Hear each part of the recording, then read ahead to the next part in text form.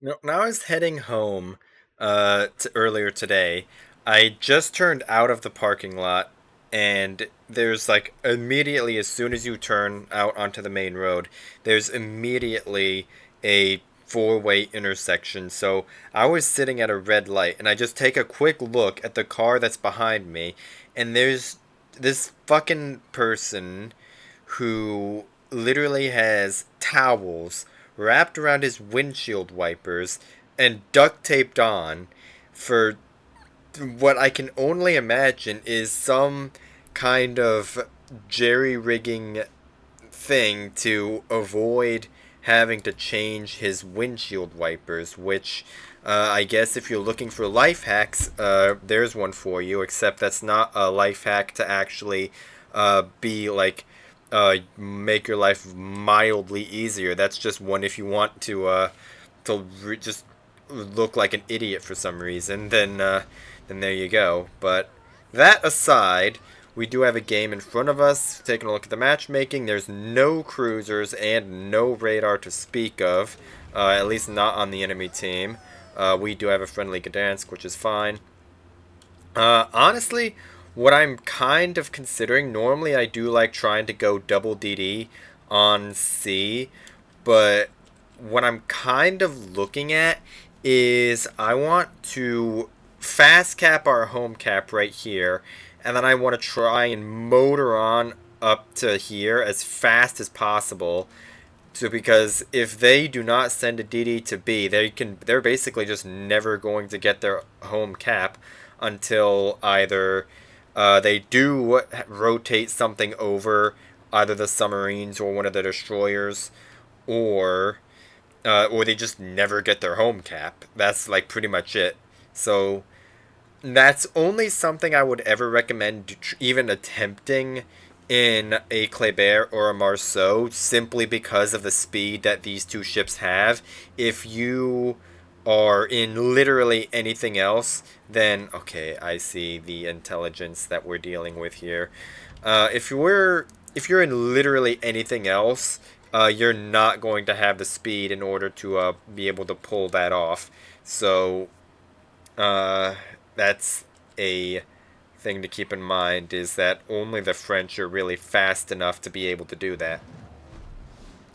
We do cap our home cap, which is an obvious given, and I'm going to push up here, and I'm going to hope that I can spot one of these two battleships.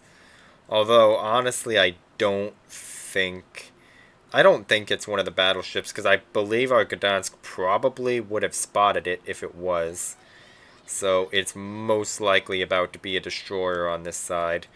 So what I'm going to be looking at right now is I just want to exist right here and try and prevent this, whatever destroyer it is, prevent him from just being able to walk at our home cap for free. And I want to try and push up as much as I can. Our Gdansk is getting got by a Lushun, and looks like they have straight up have double DD over on that side. I mean, our Gdansk is killing himself on purpose, and I believe he's getting hydroed by the Lushun. And we did just see some torpedoes go by that were not deep waters, although those could be very well be submarine torpedoes. And there goes the Gdansk. So never mind. Uh, of all times that I really, really wish I was a ledge kleb. We're gonna have to just pop some torpedoes off like so. It's gonna be really hard to try and actually cap this because of this GK that's just gonna sit right there. So we're just gonna launch torpedoes out, and we're gonna hope for the best. And the second set's not going to hit because I fired them accounting that he might slow down. But that first set, if it has range, might be kind of spicy. Yes, it was in fact Very, very spicy indeed. So that GK is currently on a flood. He did not repair it, either because he can't or he's just simply choosing not to. But at any rate, he is... no, he's not trying to heal through it. Okay. I'm just waiting for this GK to repair that flood. And he does have guns pointing over here. So he obviously knows pretty much where I am. And he did just repair that. And now that his front guns are not facing this way, I'm going to fire up the reload booster, and we're going to try and get this guy burning. Come on. Please. And our Ohio just walked in, like the Gdansk, and killed himself. This GK is burning. We do manage to, at very least, a trade. And we're about to pick up this GK as well. Here we go. Alright, so what are we looking at? Colombo, Lushun, Holland, and Ohio. We are ticking up on A right now, although Holland Torps just went by. And walking at the Holland is going to be a pretty dangerous proposition due to the Ohio that's also right there. So I think our play for right now is we're going to just step into A here, and we're going to mooch off of this. And we're going to hope that our Kremlin is going to be able to stay alive.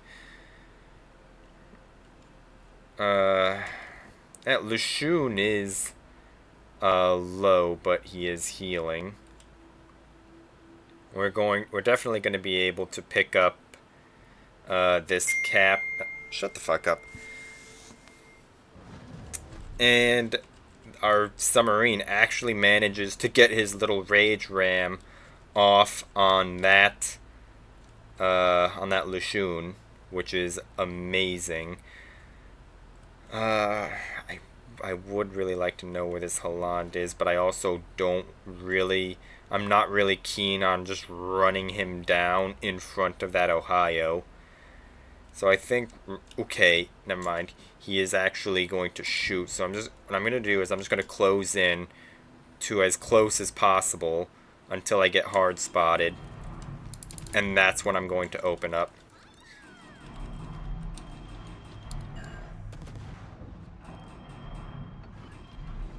And he did just shoot, so I'm going to pop my reload booster because he's guaranteed to stay detected. I do have a Kremlin who might be able to have shots on this Holland as well. This Holland, heavily misplayed. He should have just, as soon as I popped up, he should have just stayed gun silent and disengaged. But he didn't. He decided he was going to choose violence, and he's dead, and I'm not.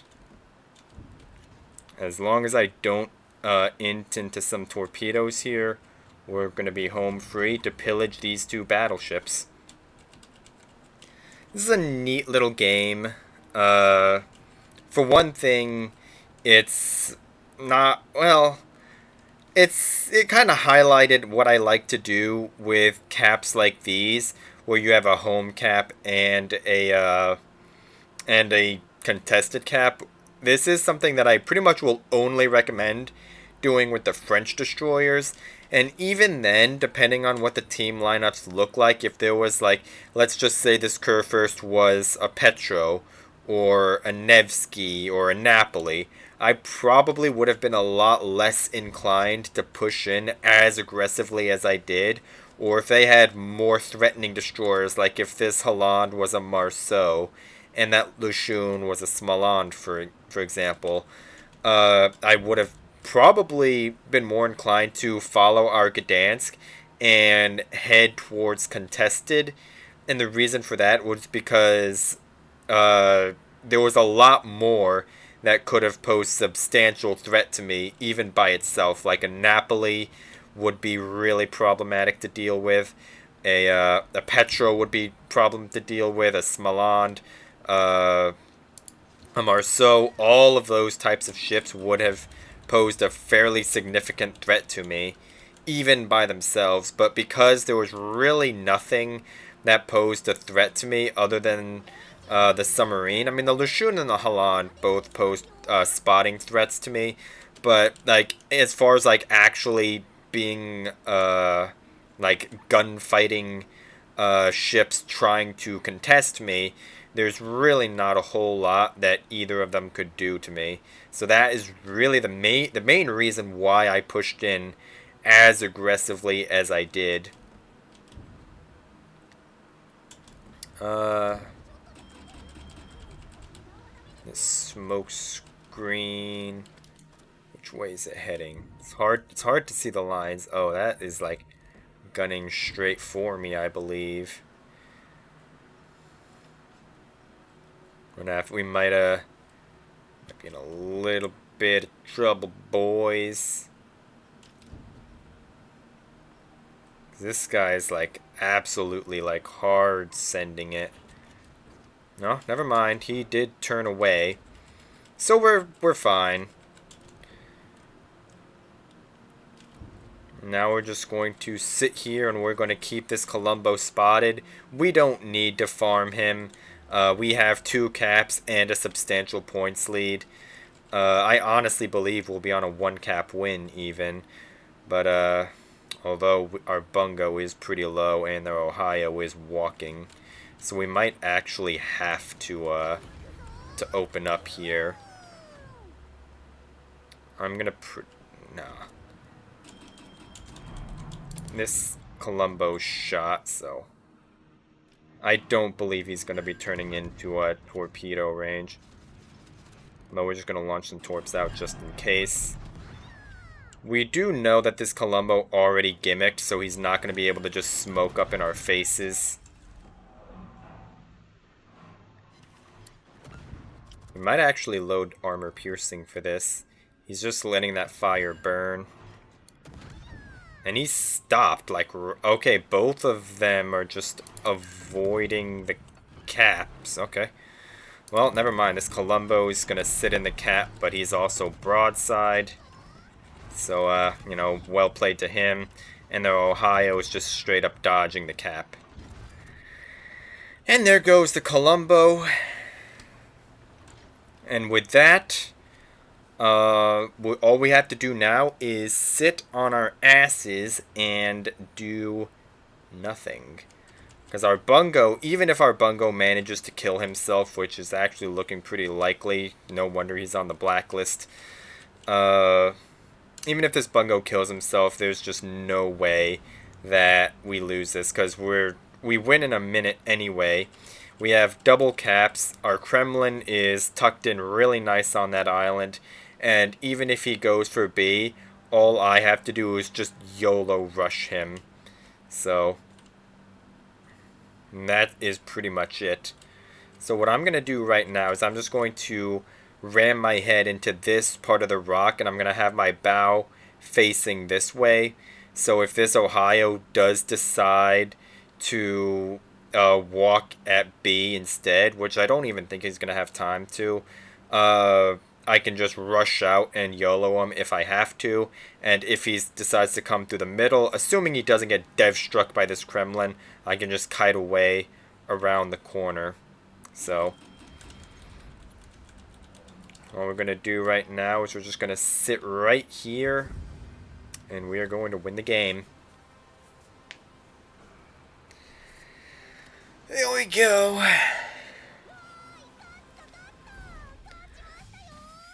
And that's a victory for us. So I think this particular game really highlights first of all, the strength of French destroyers, which is something I keep harping on a lot, is their speed and their ability to get really, really early aggressive positions like that, like against that GK.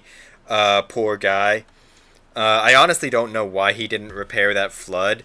There was nothing, as far as I know, that could have even forced his DCP, except maybe like Bungo HE or something. I really don't know. Maybe he repaired a ping from our fucking 2501 for some reason. I don't know, but either way, he flooded. I didn't. Well, obviously I didn't because I didn't take any fucking torpedoes, but, he's dead, I'm not, is what I'm saying. And then with the Holland, that Holland heavily, heavily misplayed. As soon as I was spotted, he should have immediately just gone gun silent, turned out, and kited away. Because there was no way he was ever going to live that. And as soon as he shot, that was him sealing his fate right there. And the reason that I wanted that Holland to close in to my surface detection range is because that would put him as close as possible to me, which makes my guns as accurate as possible to do as much damage as possible to that Holland. And in this case, it did end up killing him. So Columbo did end up walking at me a little bit, but we were fine from that, although that could have been very nasty. It wasn't. But other than that, that is going to be it for today. I hope this game has been entertaining and helpful for you in your French Destroyer ranked endeavors, and I will see you tomorrow.